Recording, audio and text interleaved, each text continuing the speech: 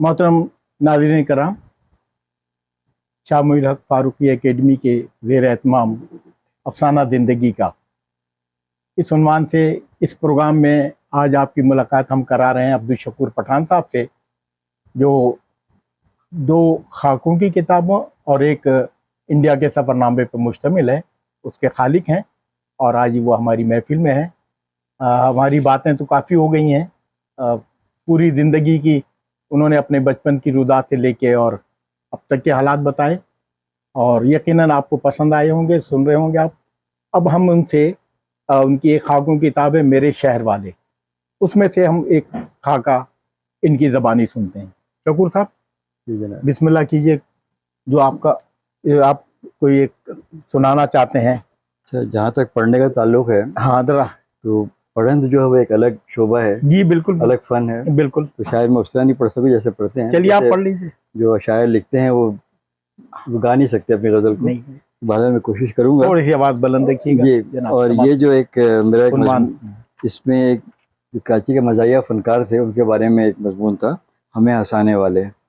तो उसकी जो तमहीद है वो पढ़ के सुनाता हूँ मैं। अच्छा, ये किसके बारे में पहला ये जो है ये आपके ऊपर थे लिखा ना, है ना नाम?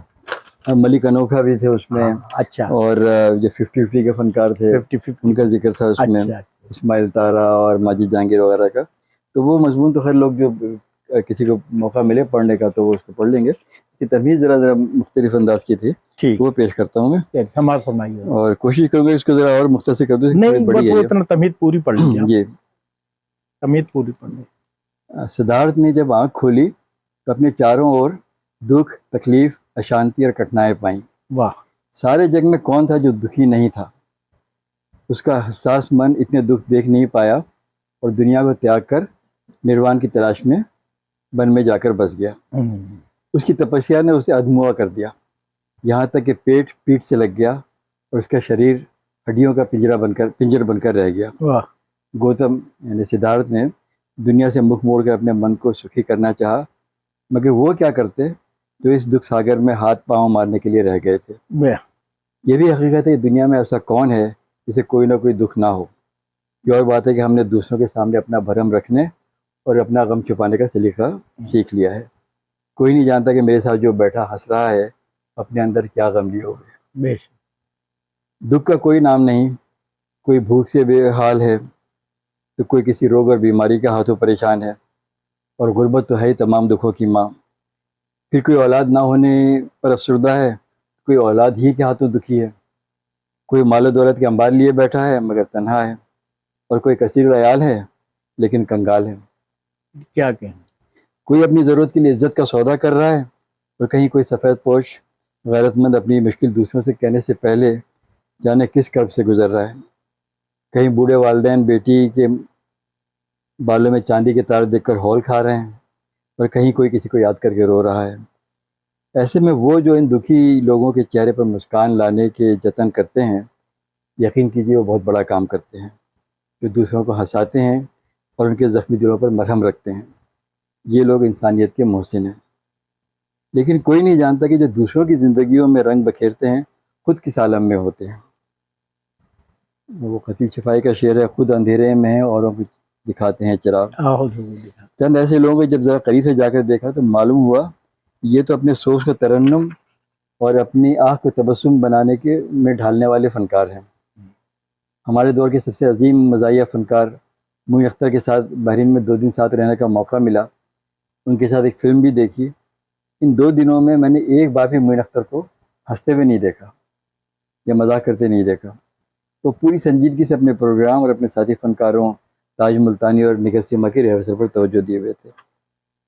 ऐसे सोसाइटी में हमारे मोहल्ले में जो आजकल कहलाता है किडनी हिल, यहाँ पर एक फ़िल्म की शूटिंग हो रही थी, नई लैला नया मजनू। वहाँ पर लहरी साहब और कमाल और अदाकारा नसीमा खान थे। लहरी साहब को वहाँ देखा। अगर कोई मुझसे लफ्ज़ गंभीरता के मायने पूछे तो मैं लहरी साहब की उस वक्त की तस्वीर दिखा सकता हूँ। वाह, लेकिन जो चेहरा मुझे नहीं भूलता वो अदाकार नन्ना का है। उन्हें पर्दे पर हमेशा हंसते बोलते ही देखा। एक बार मैं कराची में मेट्रोपोल होटल के सामने टैक्सी की तलाश में खड़ा था, तो एक टैक्सी मेरे करीब आकर रुकी। एक शख्स उतर कर होटल में गायब हो गया। میں ڈرائیور سے پوچھنا چاہتا تھا کیا ٹیکسی خالی ہے، تو دیکھا کہ پچھلی نشست پر پولیس کی وردی میں ملبوس ایک گول مٹول سا شخص بیٹھا ہوا ہے۔ یہ اداکار ننا تھا۔ یقین جانیے اس کے چہرے کی سنجیدگی دیکھ کر خوف آ رہا تھا۔ چند سال بعد سنا کہ ننا نے خودکشی کر لی۔ کیا دکھ سے کھایا جا رہا تھا یہ کسی کو نہیں معلوم۔ یہ واقعہ شاید آپ نے سن رکھا ہو، مذائقہ نہیں کہ ایک بار پھر یہاں پڑھ لیں۔ ایک شخص ڈاکٹر کے پاس گیا کہ ڈاکٹر صاحب میں ہر طرح سے صحت مند ہوں، بس ایک بیماری ہے کہ مجھے ہنسی نہیں آتی۔ کئی سال ہو گئے مجھے ہنسے ہوئے، میں ہنسنا چاہتا ہوں۔ ڈاکٹر نے کہا تم بڑے صحیح وقت پر آئے ہو، تمہارا علاج بہت آسان ہے۔ آج کل شہر میں ایک سرکس آیا ہوا ہے جہاں پیٹر نام کا ایک مسخرہ، وہ اس قدر مزیدار حرکتیں کرتا ہے کہ لوگ ہنستے ہنستے لوٹ پوٹ ہو جاتے ہیں۔ مجھے یقین ہے کہ تم پیٹر کا تماشا دیکھو گے تو فوراً ہنس پڑو گے۔ اس شخص نے کہا ڈاکٹر صاحب میں ہی پیٹر میں ہوں۔ پیٹر ہوں۔ ایسے ہی کئی پیٹر میرے شہر والوں کو ہنساتے رہے۔ آگے بھی جو ہے کیا کہنے ہیں، بہت خوب بہت خوب۔ آپ نے ویسے جو تصویر کھینچی ہے ہنسانے والوں کی، اس میں کوئی شک نہیں، بڑی تعداد تو ایسی لوگوں کی ہے۔ اسی بارے میں شاعروں کے بارے میں کہتے ہیں جو واقعی شاعر ہیں، حقیقی شاعر ہوتے ہیں، وہ بھی چوٹ کھائے ہوئے ہوتے ہیں، جی اور وہ چوٹ جو ہوتی ہے ظاہری بات ہے یہ محبتی کا ایک اثر ہوتا ہے جس کے تحت پھر وہ شاعری میں آ جاتے ہیں۔ اسی طرح یہ ہنسانے والوں میں بیشتر آپ نے کہا، میں نے بھی ایک دو کو دیکھا ہے تو پتہ نہیں چل رہا تھا کہ یہ وہاں تو ہنسا رہے تھے، یہاں ان کو کیا ہو گیا، مگر خیر بہت اچھا۔ تو حضرت یہ ناظرین کرام، یہ میرے شہر والوں میں سے کتاب میں سے انہوں نے ایک، بلکہ پورا مضمون تو نہیں پڑھا، ہنسانے والوں کا جو ذکر تھا وہ تو انہوں نے نہیں کیا، مگر اس کی تمہید انہوں نے بتائی جو بہت کمال کی تھی۔ اور اب ہم آپ سے درخواست کریں گے کہ اپنے سفر نامے میں سے کسی ایک شہر کا کوئی اپنا سفر بیان کریں۔ ہم جب جے پور گئے تھے تو وہاں پہ ہم نے یہ کیا تھا کہ ایک رکشہ والے تھے، ان سے ہم نے طے کر لیا تھا کہ وہ ہمیں روز شہر میں گھمایا کریں گے۔ اچھا، ہم کوئی 18 لوگ تھے، تو 2 رکشہ تھے، وہ رکشہ عجیب طرح کے ہوتے تھے، اس میں مطلب 9 لوگوں کی گنجائش ہوتی تھی۔ اچھا، پیچھے انہوں نے الگ آمنے سامنے بیٹھتے تھے اس طرح کے، اچھا، تو ان سے طے کر لیا تھا۔ وہ بڑے اچھے لوگ تھے، ہمیں ہر جگہ گھماتے تھے، ساتھ ساتھ گائیڈ بھی کرتے تھے۔ تو 2 بھائی تھے یا 2 دوست تھے، ایک کا نام تھا منوج اور ایک کا نام تھا کمار۔ تو ہم انہیں منوج کمار کہتے تھے دونوں کو۔ تو انہوں نے ہمیں بہت اچھا، ہم ایک جگہ ہم گئے تو انہوں نے چائے پلائی، ہمیں چائے پینی تھی، ہم نے کہا کہ بہت تھکے ہیں چائے پینی، تو انہوں نے چائے پلائی، تو ہم پیسے دینے گئے تو منع کر دیا، یعنی ہم نے کہا آپ کو یہاں لے کے آئے تھے، آپ ہمارے مہمان ہیں۔ تو انہوں نے، تو میں دینا چاہ رہا تھا پیسے، تو ہمارے خالو نے منع کر دیا کہ نہیں، اس کا دل ٹوٹ جائے گا، دینے دو اسے، بعد میں جب تم اسے ہوگا تو زیادہ پیسے دے دینا۔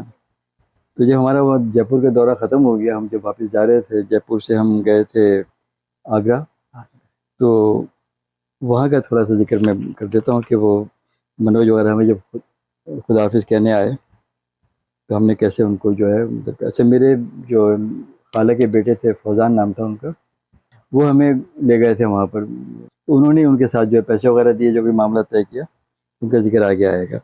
میں یہ آپ کو ذرا سنا دیتا ہوں کہ ہم سب بس اڈے پر کھڑے آگرہ جانے والی بس کا انتظار کر رہے تھے۔ اچھا، ہماری گلابی نگری کی یاترا مکمل ہو چکی تھی۔ گلابی نگری یعنی جے پور۔ اور اب محبت کی لافانی یادگار دیکھنے جانا تھا۔ فوزان میرے جو خالہ کے بیٹے تھے، فوزان نے راج کمار نام تھا، منوج کمار نہیں، راج اور کمار کا حساب چکا دیا تھا، اور ہم سب اپنے اپنے سامان کے ساتھ بس کے انتظار میں کھڑے تھے۔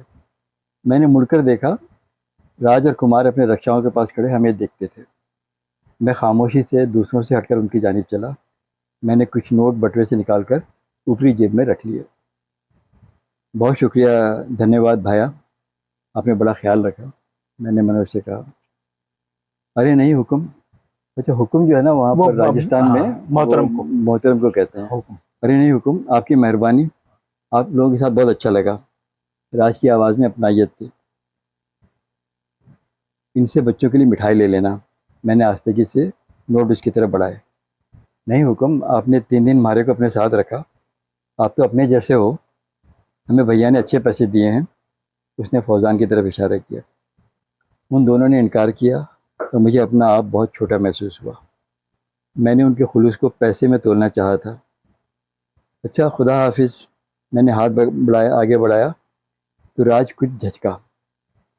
شاید وہاں رکشہ والوں سے ہاتھ ملانے کا رواج نہیں تھا, ہمارے یہاں بھی نہیں ہے. کمار سے ہاتھ ملا کر میں وہاں سے ہٹا. دوسرے رکشے والے ہمیں دلچسپی سے دیکھ رہے تھے.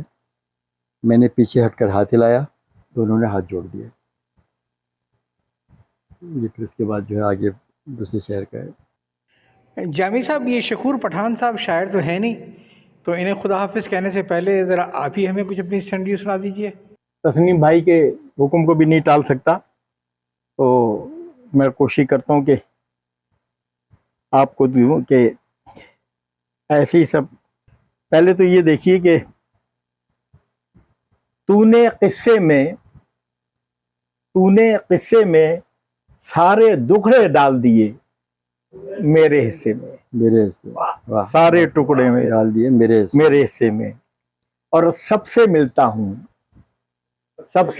ہوں اور میں ملنے والوں کے چہرے پڑھتا ہوں. چہرے پڑھتا.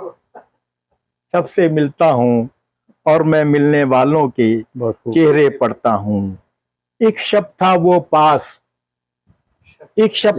پاس جی. لیکن ہفتوں تک مہکی اس کے بدن کی ماس. واہ واہ بہت خوب. اس کے بدن کی باس. ایک شب تھا وہ پاس میں. اور آخری میں سن لیجئے کہ رب کی عنایت ہے سب کی عزت کرتا ہوں.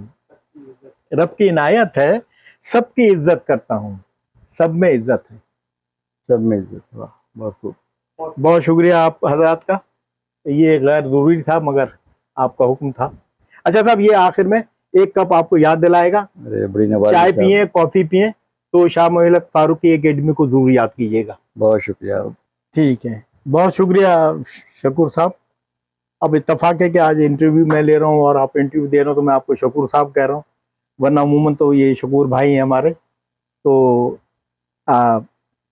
آج کا یہ پروگرام جو شاہ محی الحق فاروقی اکیڈمی کے زیر اہتمام افسانہ زندگی کے عنوان کے تحت آپ کا ہم نے انٹرویو لیا, آپ کی ابتدائی زندگی کے بارے میں جانا, اور آپ کا نوکری اور آپ کا جو ہے یہ سفر, اور آپ کا خاص طور پہ یہ ادبی سفر جس طرح آپ نے طے کر رہے ہیں, تو اس کے لیے یقیناً بہت سے لوگوں کو تحریک ملے گی. اور میرے خیال میں ان کی زندگی ایسی ہے کہ جس طرح انہوں نے گزاری اس سے بھی آپ کو بہت دلچسپی محسوس ہوگی اور آگے بڑھنے کی راہ بھی ہموار ہوگی. تو شکور صاحب آپ کا بہت بہت شکریہ, آپ تشریف لائے. اور چونکہ اب یہ مہمان ہیں, ایک دو دن میں واپس کینیڈا جانے والے ہیں, تو ہم نے موقع سے فائدہ اٹھایا اور ہم نے اکیڈمی میں ان کو مدعو کیا. تو بہت شکریہ میری جانب سے, تسنیم فاروقی صاحب کی جانب سے, سلیم فاروقی جانب سے, اور اس اکیڈمی کی جانب سے. انشاءاللہ تعالیٰ زندگی رہے پھر ملیں گے. السلام اچھا, علیکم. میری طرف سے آپ کا بہت شکریہ. اچھا, سلیم فاروقی بھائی کا, تسنیم فاروقی بھائی کا, کہ انہوں نے مجھے موقع دیا, دل کی باتیں کہنے کا موقع ملا, جو کہ بے رب باتیں تھیں. نہیں بے رب تو نہیں تھی, لیکن بہرحال بلکہ میں بہت شکر گزار ہوں آپ کا. اور ایک چیز میں تھوڑی سی تحسین کرنا چاہتا ہوں کہ آپ جو کام کر رہے ہیں یہاں پر, جناب یہ یقیناً بہت بڑا کام ہے. کہ آپ جو ادبی شخصیتوں سے لوگوں کو ملواتے ہیں اور جو ادبی تقریبات کرتے ہیں, میں وہاں بھی بیٹھ کے دیکھتا رہتا ہوں.